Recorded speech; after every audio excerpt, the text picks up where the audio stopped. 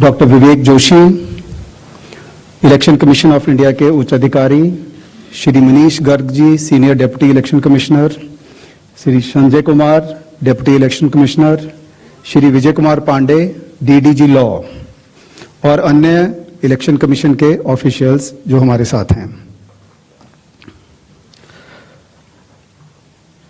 इस press conference का जो बेसिक फॉर्मेट है, it will be the honourable chief election commissioner will be addressing the media, that will be followed by a question and answer session. Questions will be generally taken in groups of 5 and the honorable CEC would be answering them in one go. So you are requested that whenever you want to ask a question, kindly wait for your turn. There will be a micer who will be approaching you. Introduce yourself and your organization and then you can ask your question. So that will be the basic format of the press conference. So kindly keep your mobile phones on the silent mode. Sir.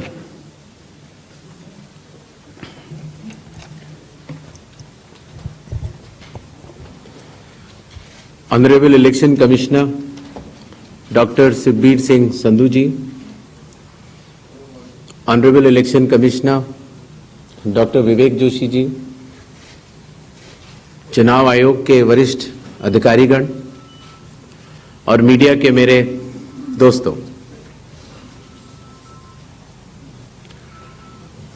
सबसे पहले चुनाव आयोग मतदाताओं के नाम एक संदेश देना चाहता है।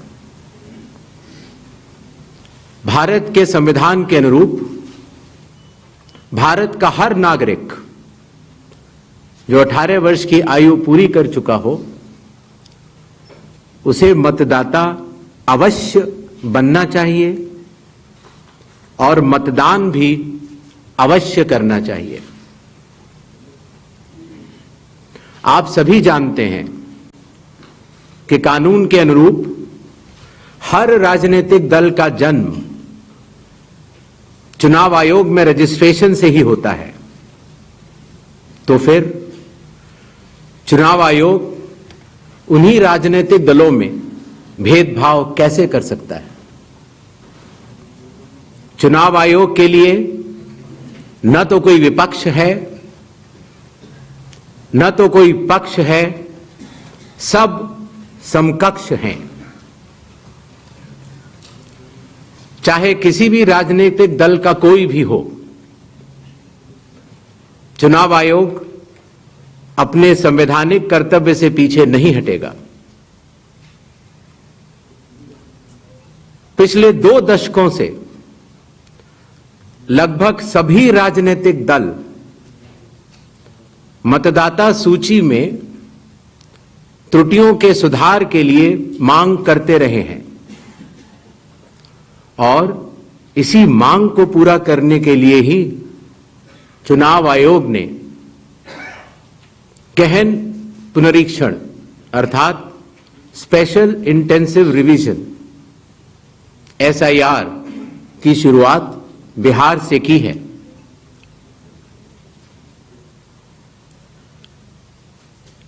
SIR की प्रक्रिया में सभी मतदाता, बूथ लेवल ऑफिसर्स और सभी राजनीतिक दलों द्वारा नामित 1.6 लाख BLAs ने मिलकर एक प्रारूप सूची तैयार की है। इस प्रारूप सूची की एक कॉपी आप सभी लोगों को दी गई है, जिसमें कि हर बूथ में जब यह प्रारूप सूची तैयार की जा रही थी तो सभी राजनीतिक दलों के बूथ लेवल एजेंट्स ने उसे हस्ताक्षर के साथ भी सत्यापित किया है। इस प्रारूप सूची में त्रुटियां हटाने के लिए एक बार फिर निर्धारित समय परिधि में सभी मतदाता और राजनीतिक दल मिलकर अपना बहुमूल्य योगदान दे रहे हैं। विगत आंकड़ों के अनुसार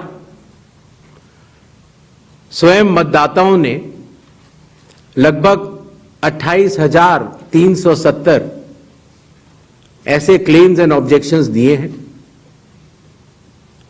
और जो मतदाता 1 जुलाई को 18 वर्ष की आयु पूरी कर चुके हैं या 1 अक्टूबर को 18 वर्ष की आयु पूरे करने वाले हैं, ऐसे 1,03,703 मतदाताओं ने भी अपना आवेदन फॉर्म 6 और डिक्लेरेशन के साथ किया है।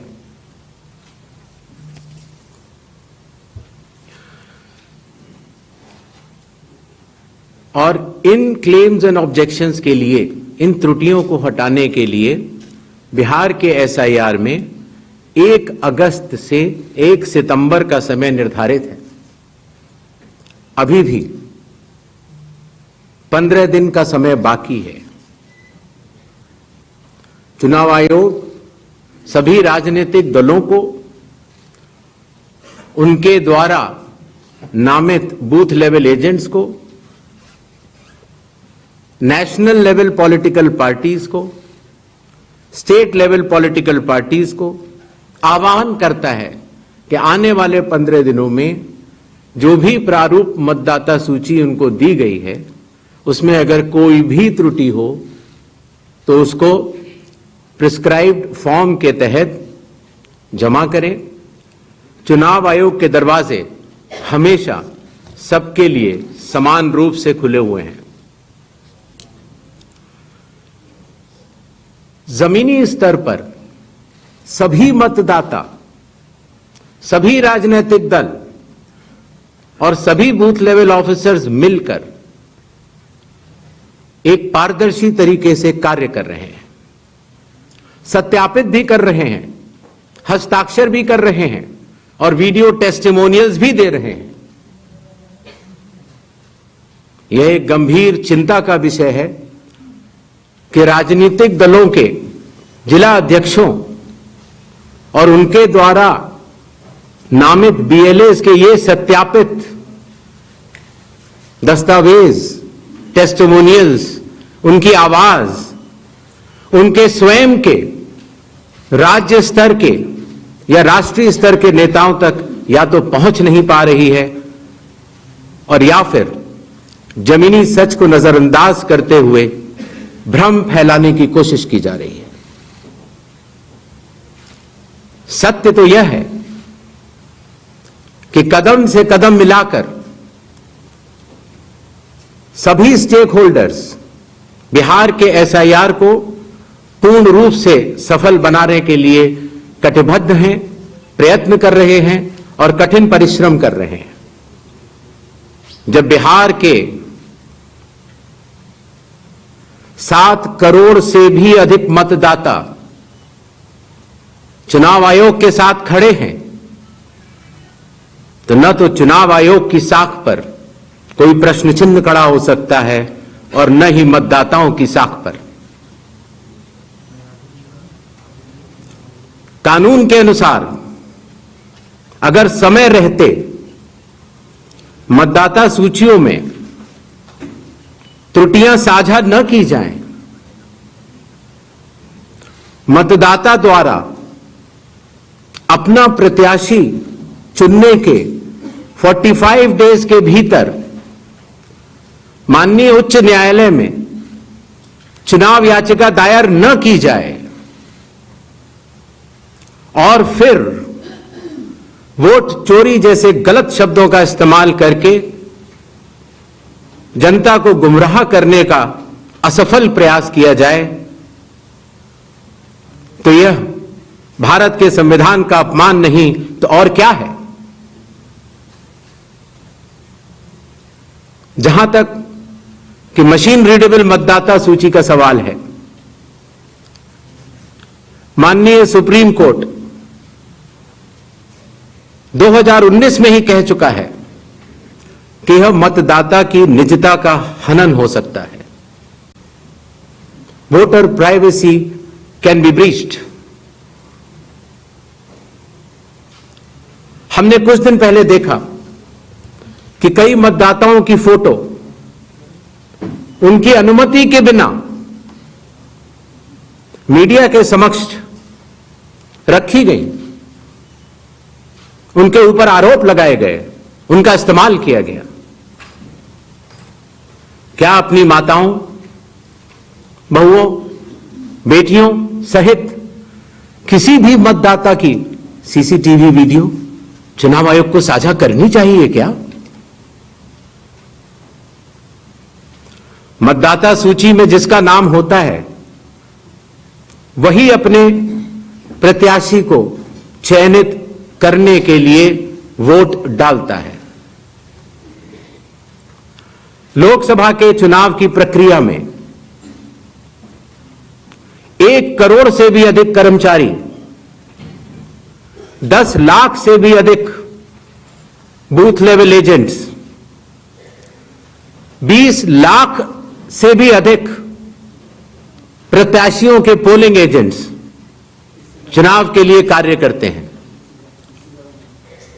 इतने सारे लोगों के समक्ष इतनी पारदर्शी प्रक्रिया में क्या कोई भी मतदाता वोट की चोरी कर सकता है? कुछ मतदाताओं द्वारा दोहरे मतदान के आरोप लगाए गए, सबूत मांगने पर जवाब नहीं मिला।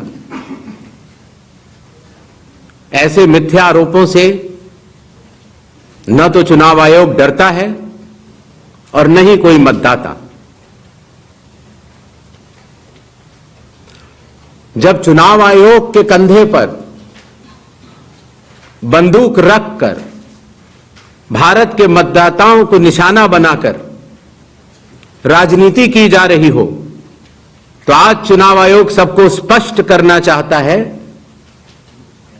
कि चुनाव आयोग निडरता के साथ सभी गरीब, अमीर, बुजुर्ग, महिला, युवा सहित सभी वर्गों और सभी धर्मों के मतदाताओं के साथ बिना किसी भेदभाव के चट्टान की तरह खड़ा था, खड़ा है और खड़ा रहेगा। जय हिंद, जय Bharat.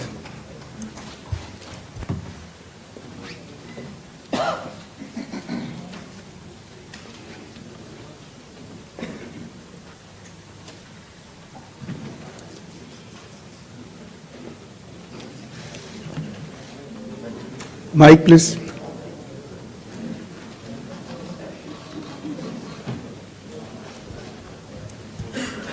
Sir, good evening. I am Prashant from Asianet News.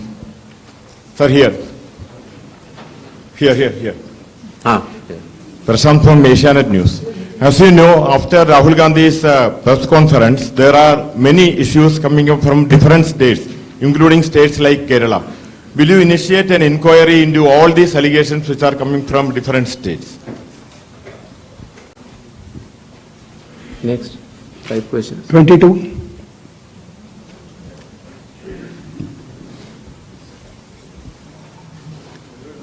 Sir. Please. I'll ask. Yeah. Hi. Please. Yeah. Go ahead. Yeah. Sir, Aishwarya Paliwal from Aaj Tak and India Today. Sir, 2 questions. First, sir, a lot of political parties have asked certain questions, but do you think all those questions are actually pointing towards the need for SIR? Sir, second question is what arrangements you've made for the vulnerable groups? Because a lot of people are asking senior citizens, migrants, marginalized. So if you can focus on that, sir. Okay. 163. Sir, Shriparna from the Hindu newspaper. Sir, during door-to-door survey and enumeration, how many Nepali, Bangladeshi and Myanmarese nationals were found by BLOs? Does the Election Commission have any figures? 80. I'm coming, sir. We have enough time, sir. 80. Ganesh Kumar ji, how are you? I think you are well. This is Sandeep Shornokar from Bartaman newspaper. It's a West Bengal, one of the largest newspaper. मेरा question ये है कि बिहार के बाद बंगाल में कब SIR शुरू हो रहा है? 164.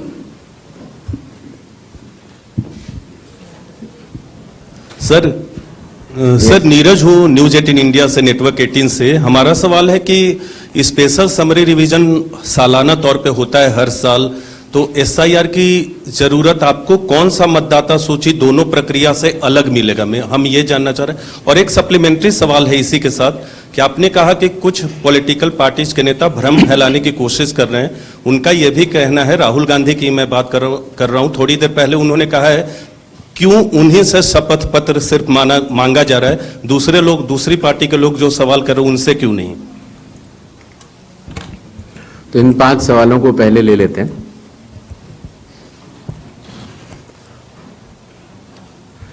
हमारे सारे मीडिया बंधुओं के माध्यम से मैं देश के मतदाताओं को यह बतलाना चाहता हूं कि जब भी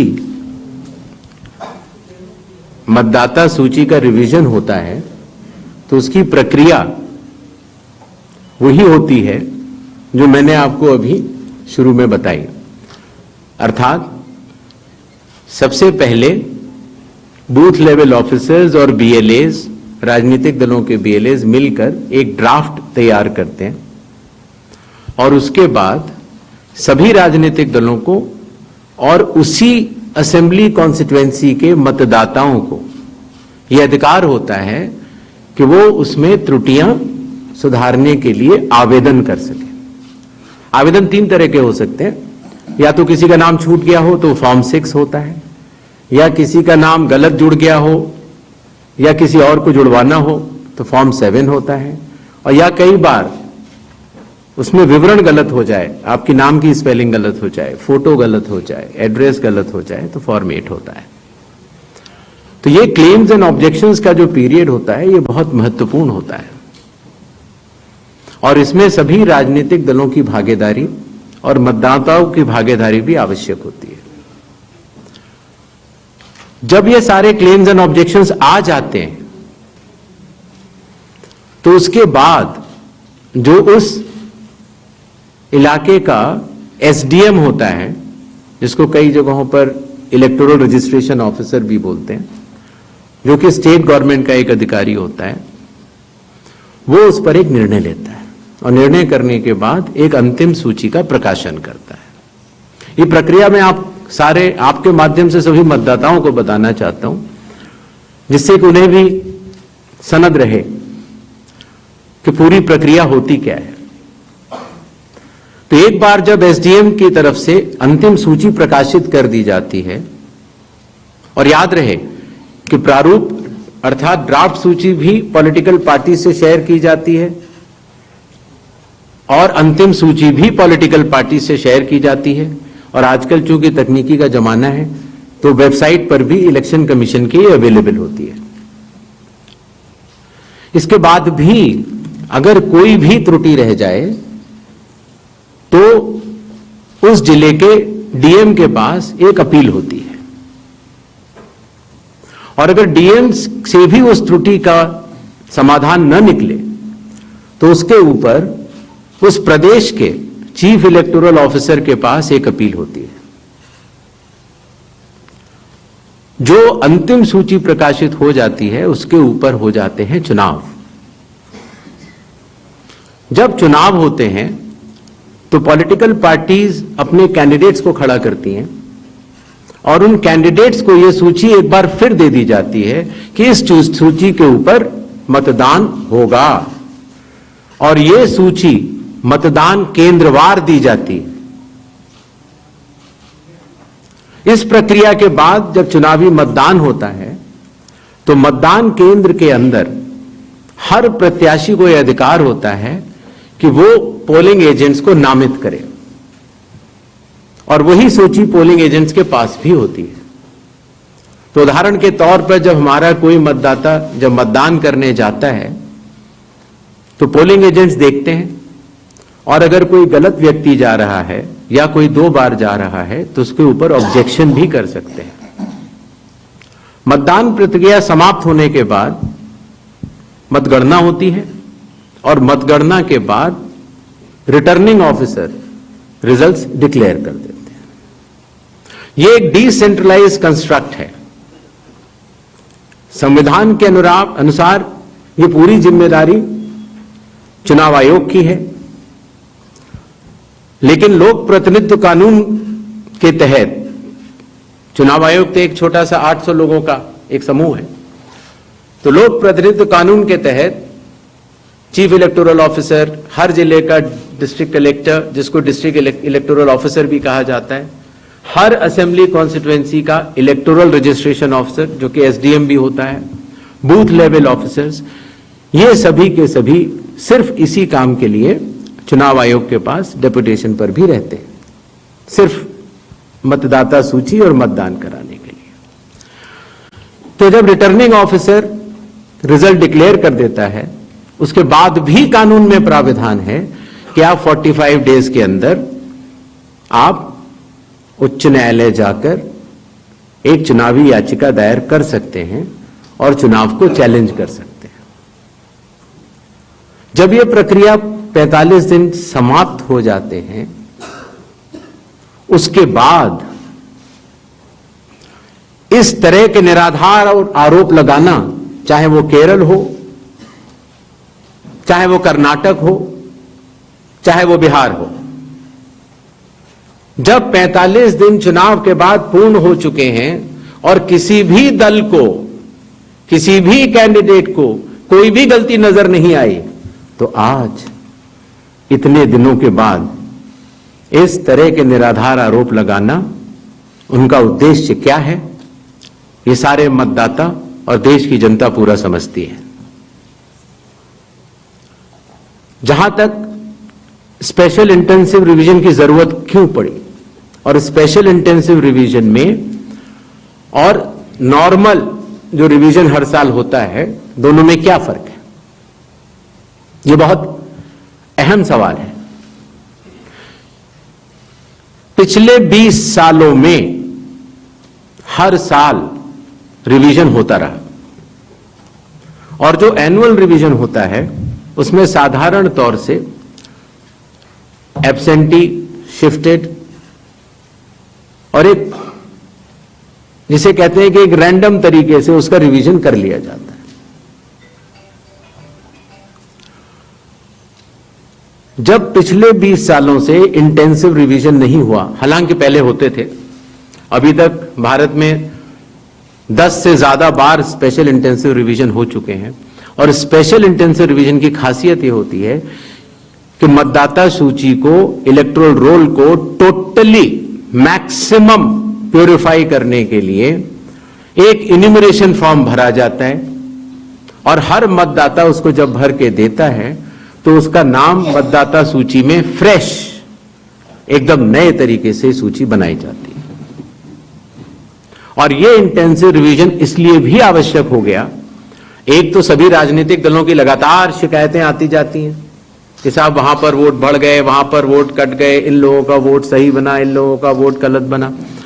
साथ ही साथ समय के साथ कई लोग जो गांव में रहते थे, जहां पर उनका वोट था, वो शहर में आ गए, उनका वोट गांव में रह गया और जब वो शहर में आए तो वोट कटवाने की प्रक्रिया की भी अपनी कानूनी जटिलताएं हैं, तो उनका वोट गांव में भी रह गया, शहर में भी हो गया।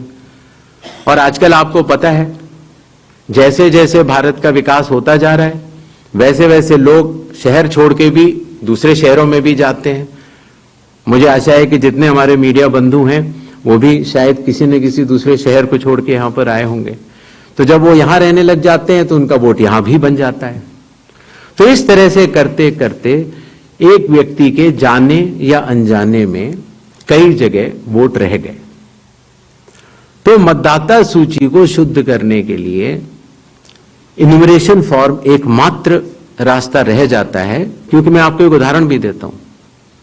जैसे मान लीजिए श्रीपर्णा चक्रवर्ती जी हैं, उनका पहला वोट था श्रीपर्णा चक्रवर्ती के नाम से, दूसरा वोट जब वो दूसरी बार उन्होंने भरा तो उन्होंने भर दिया एस चक्रवर्ती। पिताजी का नाम मुझे पता नहीं है, माफ करें, लेकिन ए बी चक्रवर्ती भरा। अगली जगह जब उन्होंने भरा तो उन्होंने कहा कि नहीं, अखिल बी चक्रवर्ती। तो यह असंभव हो जाता है जानना कि ये दो व्यक्ति एक है कि नहीं।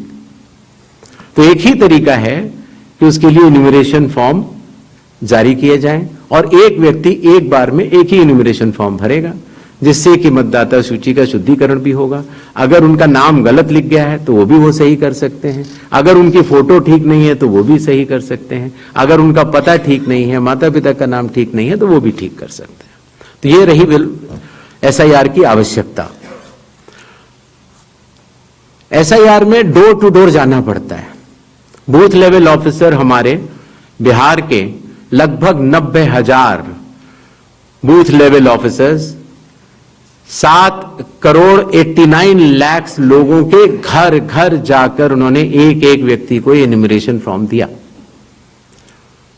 जो लोग मृत पाए गए या जो लोग घर पे नहीं थे, जो पड़ोसियों ने कहा या उनके घर वालों ने कहा कि ये परमानेंटली शिफ्ट हो गए हैं, या जिन लोगों ने कहा कि नहीं साहब मैं तो पहले ही दूसरी जगह एन्यूमरेशन फॉर्म भर चुका हूं, अर्थात उसका नाम 2 जगह था, ऐसे लोगों के फॉर्म वापस नहीं मिले और 7,24,00,000 फॉर्म वापस मिले 30 दिन के अंदर।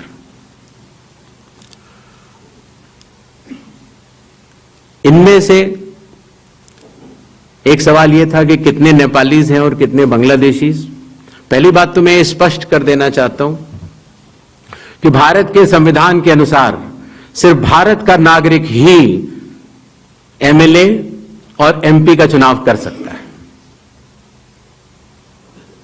किसी और कोई अधिकार, किसी और देश के नागरिक को यह अधिकार प्राप्त नहीं है। अगर ऐसे लोगों ने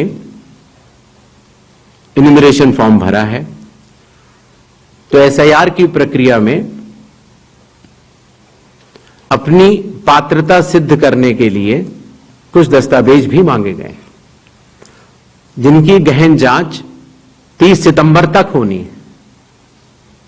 और ऐसे केस में जो ऐसे लोग हैं जो कि हमारे देश के नहीं हैं, गहन जांच के दौरान वो पाए जाएंगे और निश्चित तौर से उनका वोट नहीं बनेगा।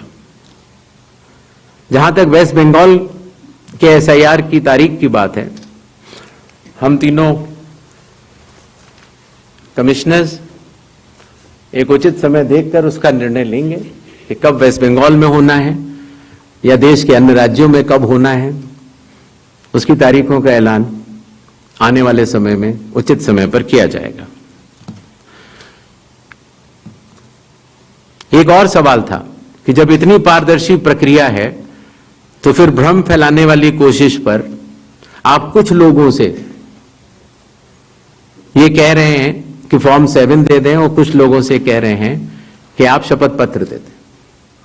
इसका जवाब ये है, लोक प्रतिनिधित्व कानून में जो सबके लिए बराबर है, मेरे लिए भी है, आपके लिए भी है और किसी भी सांसद के लिए भी है और किसी भी एमएलए जी के लिए भी है।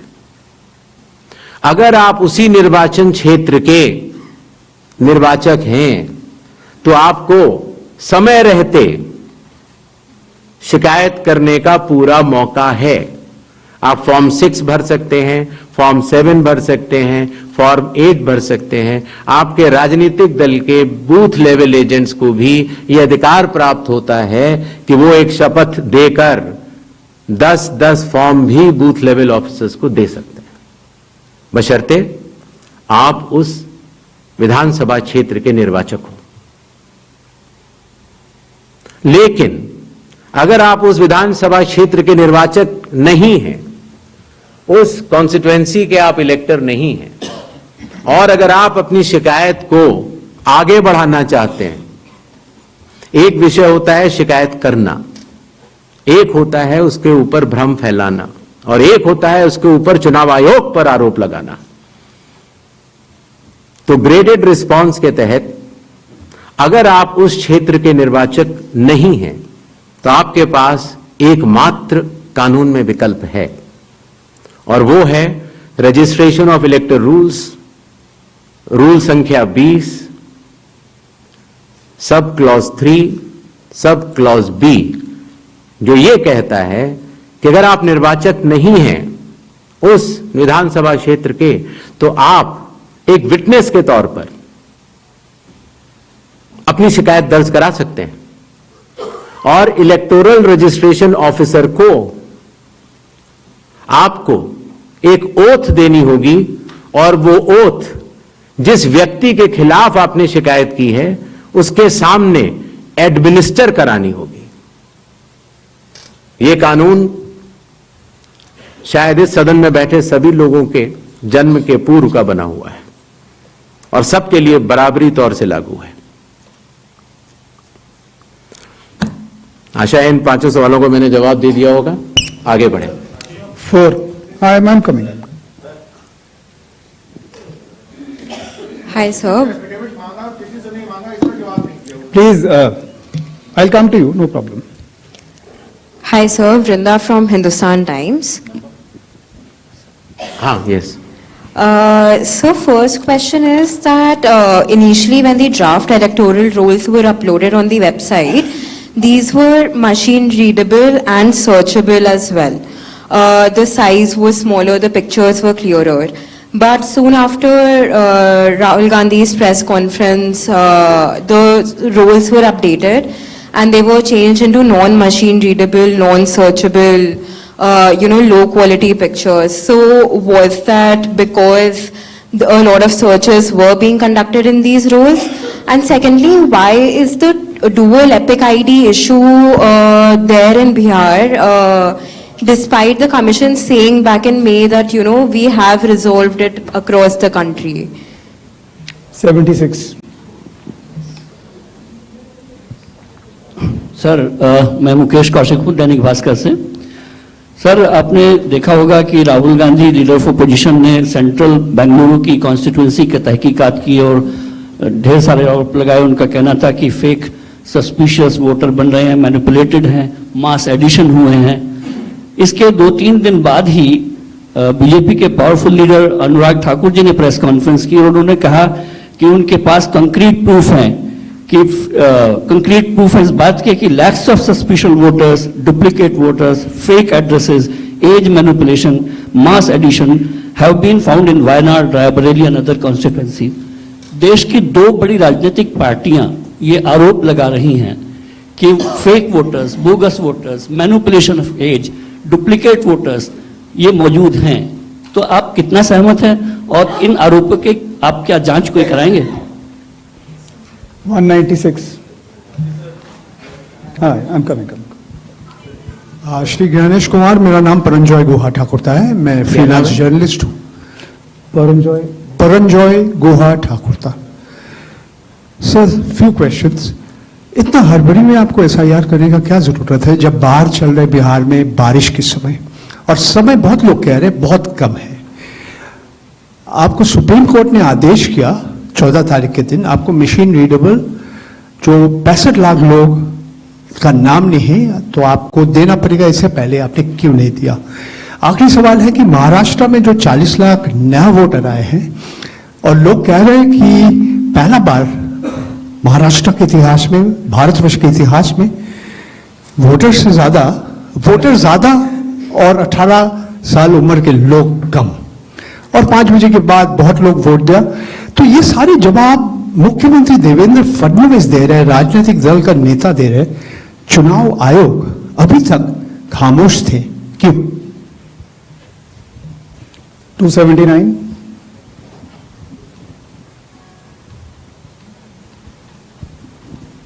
सर, मैं पीयूष पांडे हूं TV9 भारतवर्ष से। मेरा सवाल यह है कि AI और डीप फेक जैसे तकनीकी खतरे भी मंडरा रहे हैं, राजनीतिक दल उसका प्रयोग भी कर रहे हैं। क्या चुनाव आयोग के पास इस पर शिकंजा कसने के लिए कोई कानूनी प्रावधान है और क्या इसको लेकर के कोई कदम उठाया जा रहा है? दूसरा एक सवाल मेरा ये है कि सुप्रीम कोर्ट ने जब आदेश दिया तब चुनाव आयोग 65 लाख हटाए गए वोटरों की सूची जारी करने की दिशा में काम कर रहा है। क्यों राजनीतिक दलों के कहने पर पहले ऐसा नहीं किया गया? 147. We'll start the next round. Sir मैं गौरव श्रीवास्तव, टाइम्स नाउ भारत से। मेरा सवाल ये है सर कि चूंकि हम लोग चुनाव आयोग भी देखते हैं, सुप्रीम कोर्ट में सुनवाई भी देखते हैं, बार बार ये सवाल उठा, और जिस बात को आप कह रहे हैं कि भारत का संविधान कहता है कि भारत का नागरिक ही वोट डाल सकता है, लेकिन भारत के नागरिक ही वोट डाले और चुनाव आयोग नागरिकता तय करे कि बीच की जो एक पतली सी रेखा है उसको लेकर जो कानूनी लड़ाई है वो कैसे सुलझने वाली है। और दूसरा ये कि जो ये बार बार विवाद आता है कि वोटर लिस्ट जो है वो सर्चेबल हो, फिर उसमें एक जैसे कई नाम है, क्या ऐसी कोई प्रक्रिया या आधार को लेकर जो चर्चा है कि अगर आधार से लिंक कर दिया जाए सिर्फ इस मकसद से कि एक व्यक्ति के पास दूसरा वोटर आईडी कार्ड न बनने पाए जब तक कि डेटाबेस में ऐसी जानकारी हो, इसके लिए आयोग क्या कदम उठा रहा है? ठीक, तो इन 5 अपने जर्नलिस्ट का मैं जवाब देता हूं।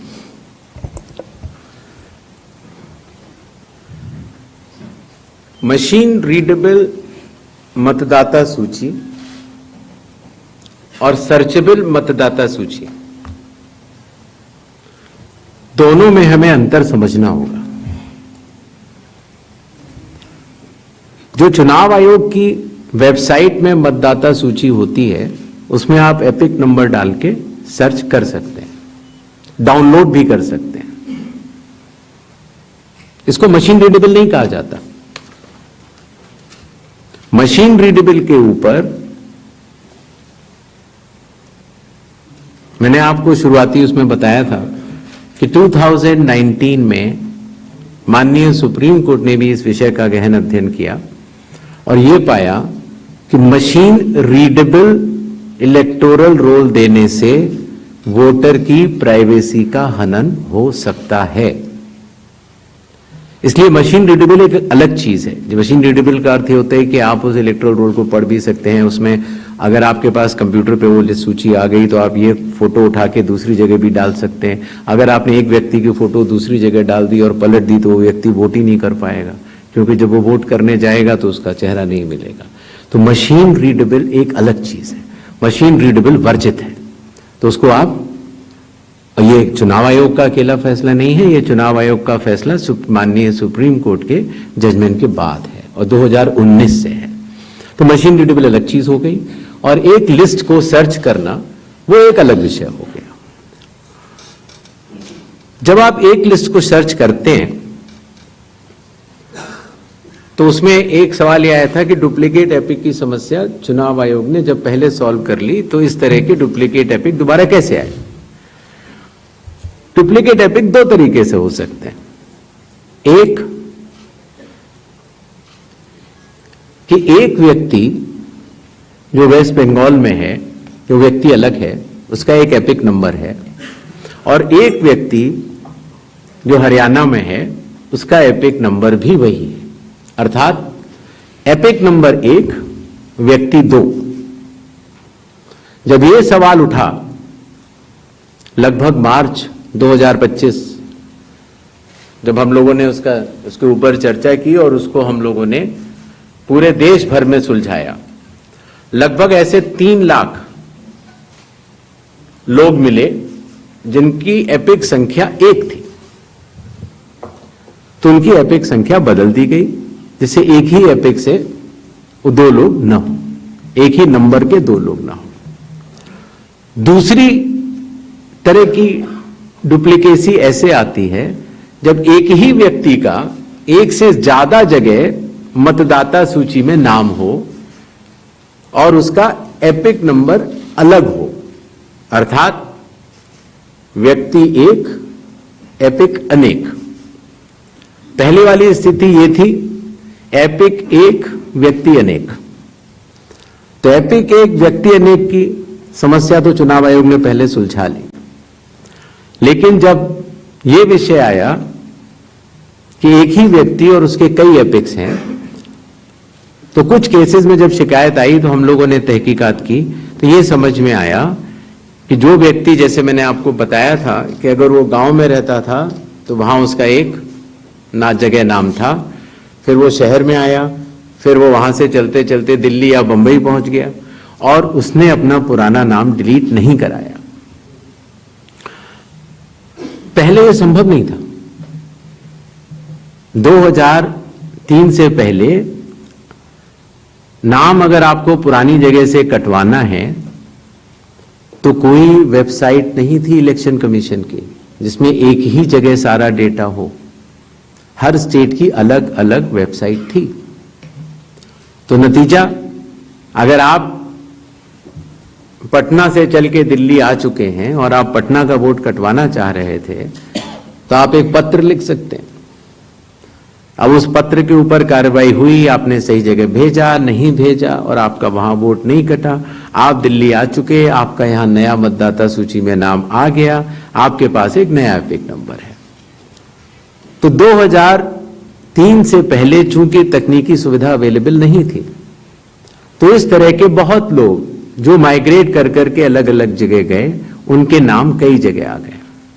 फिर एक ये सवाल उठा कि फिर उसको आज की तारीख में तो वेबसाइट है, कंप्यूटर है, उसको आप सेलेक्ट करके हटा सकते हैं। लेकिन वही मैं बात आपको बताना चाह रहा था, चुनाव आयोग मतदाताओं के साथ चट्टान की तरह खड़ा होता है। अगर किसी के कहने से मैं आपका वोट काट दूं, या किसी के कहने से मैं ये मानूं कि पीयूष जी के नाम के, अगर आपको अंदाजा न हो तो अगर पीयूष जी के नाम को अगर आप 100 करोड़ में सर्च करेंगे तो आपको हजारों लोग मिलेंगे। अब कौन से पीयूष जी का नाम काटा जाए, कौन से पीयूष जी दो हैं ये? तो अगर इसको जल्दीबाजी में किया जाएगा तो किसी भी मतदाता का नाम गलत कट सकता है, आपकी जगह किसी और का कट जाए। इसलिए शायद पिछले 20 सालों में टेक्नोलॉजी तो थी, लेकिन टेक्नोलॉजी का उपयोग करके किसी का मतदाता सूची से नाम काटा जाए, ये गलत होगा। और इसीलिए चुनाव आयोग ने ऐसा नहीं किया। और इसकी या तो व्यक्ति खुद कर सकता है तो कोई आपत्ति नहीं है, और या फिर स्पेशल इंटेंसिव रिवीजन के जरिए जब ये एन्यूमरेशन फॉर्म बनेगा तो पीयूष पांडे जी के पास ही फॉर्म पहुंचेगा। अगर उनके पास दूसरा फॉर्म पहुंच जाएगा तो एक ही पे दस्तखत करेंगे और डुप्लीकेट वोट की समस्या का निदान हो जाएगा। एसआईआर में हड़बड़ी क्यों? यह भी एक भ्रम फैलाया जाता है। आप लोग मुझे बताएं कि चुनाव से पहले मतदाता सूची शुद्ध करनी चाहिए या चुनाव के बाद? चुनाव से पहले। और यह बात चुनाव आयोग नहीं कह रहा है, यह बात लोक प्रतिनिधित्व कानून कह रहा है कि हर चुनाव से पहले आपको मतदाता सूची शुद्ध करनी होगी। यह चुनाव आयोग का कानूनी दायित्व है। फिर यह बात आई कि 7 करोड़ से ज्यादा बिहार के मतदाताओं तक क्या चुनाव आयोग पहुंच पाएगा? हकीकत आपके सामने है। जब 24 जून से यह कार्रवाई शुरू हुई तो यह पूरी प्रक्रिया लगभग 20 जुलाई तक ही समाप्त हो गई। फिर यह बात आई कि साहब जुलाई में क्यों? उस समय मौसम अच्छा नहीं होता। तो आपकी जानकारी के लिए मैं बताना चाहता हूं कि बिहार में इसके पहले भी 2003 में एसआईआर हुआ था और उसकी तारीख थी 14 जुलाई से 14 अगस्त, और तब भी सफलतापूर्वक हुआ था और इस बार भी सफलतापूर्वक सबके एन्यूमरेशन फॉर्म्स वापस आ गए। एक और सवाल पूछा गया कि माननीय सुप्रीम कोर्ट के कहने से हम लोगों ने ये मशीन रीडेबल फॉर्मेट क्यों दिया। माननीय सुप्रीम कोर्ट ने ये स्पष्ट कहा है कि हर जिले की अलग वेबसाइट बनाई जाए और हर जिले की वेबसाइट पर एपिक नंबर से सर्च होने वाली सूची रखी जाए। और आपको ये जानकर हर्ष होगा कि 56 घंटों के अंदर चुनाव आयोग ने उसका अनुपालन किया है और हर जिले की वेबसाइट की सूची आप सबको जो फोल्डर दिया गया है उसमें है, आप भी सर्च कर सकते हैं। जहां तक आपके पास जो फोल्डर दिया गया उसमें एक वो भी मिनट्स मौजूद है 20 जुलाई के, जहां पर अगर आप खोलेंगे तो उसमें आप पाएंगे कि हर बूथ पर booth level officer, booth level agent, sarpanch सबने मिलकर ये दस्तखत करके सूची बनाई कि ये लोग मृत पाए गए हैं, उनका एपिक नंबर भी है, उनका नाम भी है और ये लोग स्थायी रूप से स्थानांतरित पाए गए हैं, उनका नाम भी है, और इन लोगों का इन्यूमरेशन फॉर्म या इन लोगों का नाम एक जगह से ज्यादा है, वो भी है। आप उस सूची को देखें तो ऐसा नहीं है कि चुनाव आयोग ने ये लिस्टें साझा नहीं की थी, लेकिन चूंकि इसका अंतिम निर्णय अभी ईआरओ ने नहीं लिया था, इसीलिए ये सूचियां राजनीतिक दलों को दे दी गई थी। और कुल मिला के जिन लोगों के इन्यूमरेशन फॉर्म नहीं आए, वो 1 अगस्त को जब ड्राफ्ट लिस्ट दी गई थी राजनीतिक पार्टियों को, वो भी दस्तावेज आपको दिए गए हैं, जिसमें कि हर पॉलिटिकल पार्टी ने साइन करके ये लिस्ट ली है, जिसमें कहा है कि ये वाले नाम तो आ चुके हैं प्रारूप सूची में और ये वाले नाम नहीं आए हैं। हर जिला प्रेसिडेंट ने उस लिस्ट को सत्यापित किया है 1 अगस्त को और अपने टेस्टिमोनियल्स भी दिए हैं। तो ये सूचना और भी लोगों तक पहुंचे, आप तक भी पहुंचे। चुनाव आयोग तो पारदर्शिता का स्वागत करता है और ये बहुत ही अच्छी बात है। शायद इससे अगर कुछ लोग जो छूट गए हों, अगर वो नाम दे पाए, तो चुनाव आयोग का तो नारा है हर पात्र मतदाता को सूची में लाना है और हर अपात्र मतदाता को सूची से हटाना है। तो उस उद्देश्य में ये हमारी मदद कर रहा है।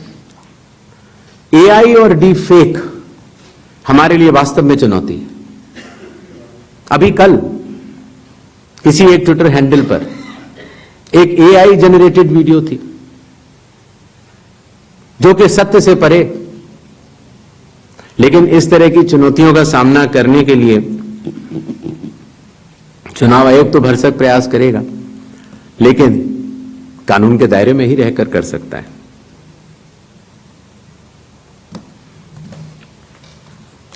एक और सवाल आया था कि आखिर चुनाव आयोग पात्रता की जांच क्यों कर रहा है। संविधान के अनुच्छेद 326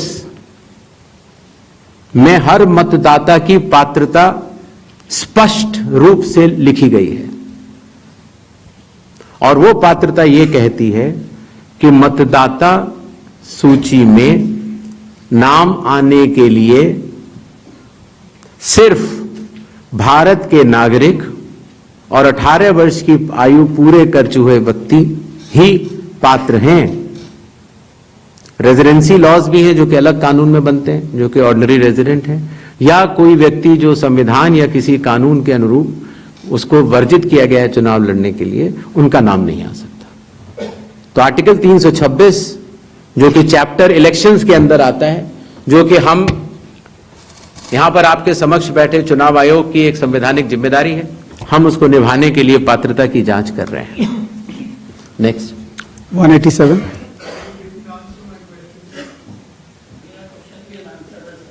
विल कम बैक। उसका जवाब मैं दे चुका हूं, शायद आपने, मैं दोबारा बता देता हूं। ग्रेडेड रिस्पांस होता है चुनाव आयोग का। अगर आप किसी भी विधानसभा के निर्वाचक हैं और समय रहते हुए अगर आप त्रुटियां बताते हैं तो आपको फॉर्म 7 भरना होता है। अगर आप किसी भी विधानसभा के निर्वाचक हैं और समय परिधि के बाद अगर गलतियां बतलाते हैं तो उसको सिर्फ एक राजनीतिक स्टेटमेंट माना जाता है। अगर समय के बाद आप त्रुटियां बतलाते हैं और मतदाताओं और चुनाव आयोग पर चोरी का आरोप लगाते हैं तो इन तीनों की ग्रेडिंग में फर्क है। और इसीलिए मैं सभी से यह निवेदन करूंगा कि अगर आप निर्वाचक नहीं हैं और अगर आपको शिकायत करनी है चुनाव आयोग के समक्ष, तो आपके पास, मेरे पास, किसी भी सांसद के पास, किसी भी एमएलए के पास और आपके पास भी सिर्फ एक ही विकल्प है, और वो विकल्प है registration of electoral rules, rule 20, sub clause 3, sub clause B, जिसमें कि आपको इलेक्टोरल रजिस्ट्रेशन ऑफिसर के सामने जिस भी कारण से आप बता रहे हैं कि ये गलत है, आप वो एविडेंस प्रोड्यूस करेंगे और आप शपथ लेंगे और आप इस बात को बताएंगे आगे।